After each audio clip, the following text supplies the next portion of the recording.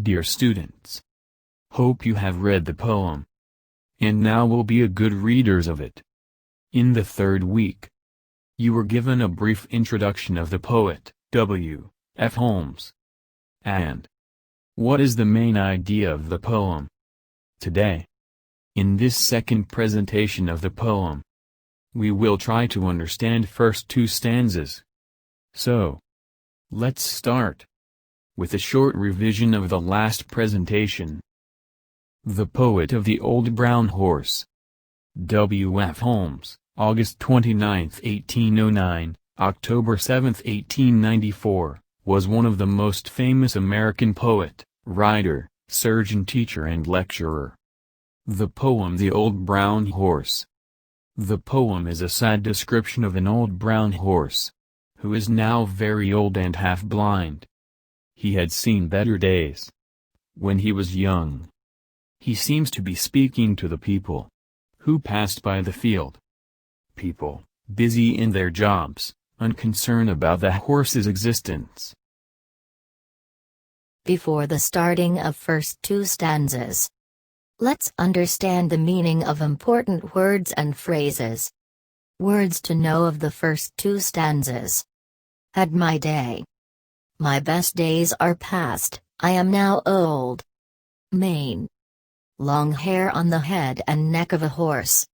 Weary. Tired. Topmost bar. Bar at the very top of the fence. Lame. Unable to walk. Shaggy. Covered with long, rough, and untidy hair. Trim. Neat, tidy. Trot. To run at its slowest speed. Using short steps in which a front leg and the back leg on the opposite side move together. Alright students, now let's start the explanation of the first stanza. The old brown horse looks over the fence. In a weary sort of way. The poet tells us about a horse that was standing near a fence looking over it. He was looking very tired. He looks disappointed, upset and heartbroken. He seems to be saying to all who pass near him, "Well, folks, I've had my day." This line depicts two things. First, he is very old and weak, and secondly, he finds hope from his glorious past when he was young, energetic and powerful to live even in this old age. I have had my days gives the expressions that he had passed a fantastic life. He says I'm simply watching the world go by. Means he is not used for riding and he is just looking around what the others are doing. And nobody seems to mind. It is the tragedy that no one is giving him any attention because he is of their no use. As they're dashing past in their motor cars. A horse who is lame and half blind. These lines give the reasons of their odd behavior, and that are: firstly, now they are using motor cars. And secondly, he, the horse, is crippled and short-sighted. It is really very difficult to say whether it is the invention of the modern way of transportation or his weaknesses that made him ignored from people.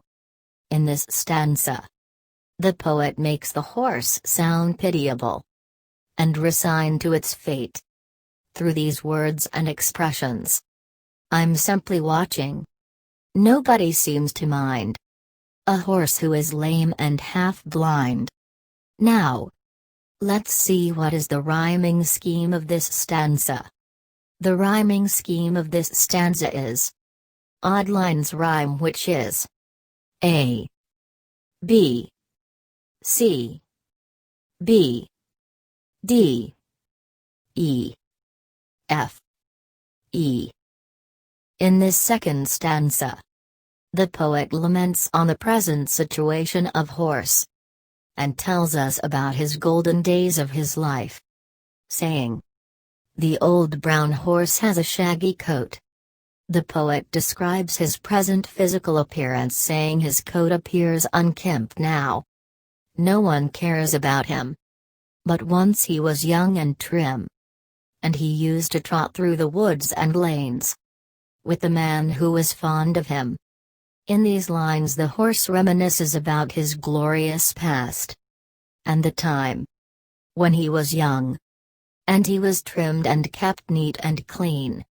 He recalls the time when he used to be proud of trotting through the streets and woods riding his master, who was very fond of him.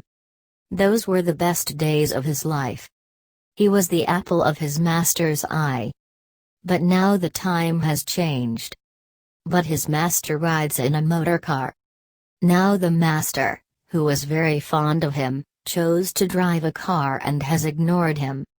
And it makes him feel quite sad when he thinks of the days that used to be, and of all the times they had.